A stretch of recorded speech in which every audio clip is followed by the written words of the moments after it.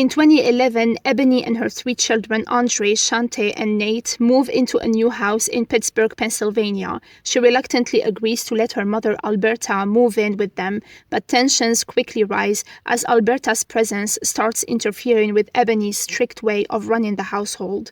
The tension between the two escalates during a dinner argument, leading Ebony to slap Andre after he disrespects her.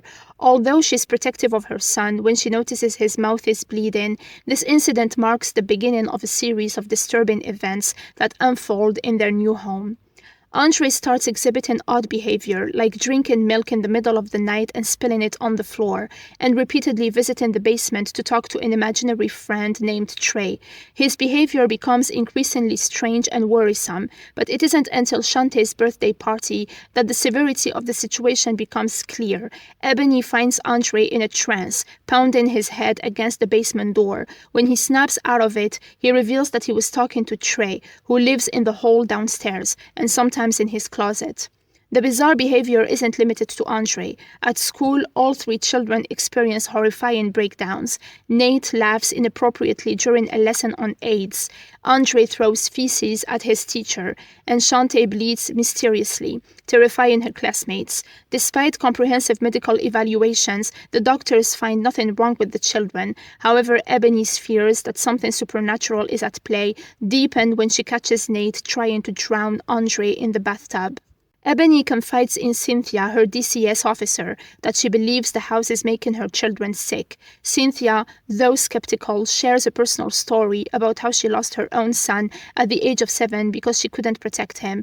This revelation adds a layer of emotional complexity to Cynthia's role in the story, as her strictness with Ebony stems from her unresolved guilt and grief. The turning point comes when a mysterious woman named Bernice approaches Ebony, warning her that an evil spirit in the house is responsible for her children's suffering. Bernice, an apostle, recounts a harrowing tale of how she once tried to exorcise a demon from a boy who lived in the house 20 years ago, only to fail. The demon was too powerful, and after the failed exorcism, it drove the boy's mother to murder her family and then kill herself. The boy's name, Trey. Bernice warns Ebony that the demon is after Andre and that it has been waiting for another innocent child to claim.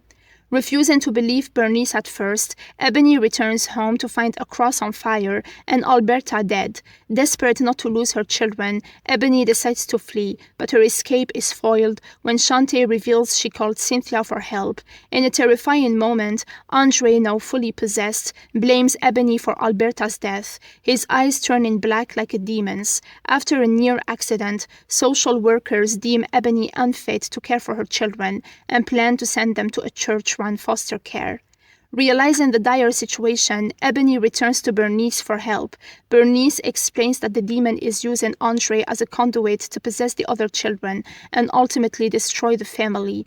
The only way to save Andre and the others is to perform a deliverance, to cast the demon out. Ebony, disguised as a nurse, sneaks Andre out of the hospital and brings him home for the ritual. During the deliverance, the demon takes on Alberta's form, hurling insults and trying to break Bernice and Ebony's resolve. The demon's power is overwhelming, and it eventually kills Bernice, leaving Ebony to confront the evil alone. As the demon attacks Nate and Shantae, Ebony is forced to confront her deepest insecurities. In a climactic moment of strength and faith, Ebony rebukes the demon, driving it back into the hole in the basement where it originated. 6 months later, Ebony has regained custody of her children.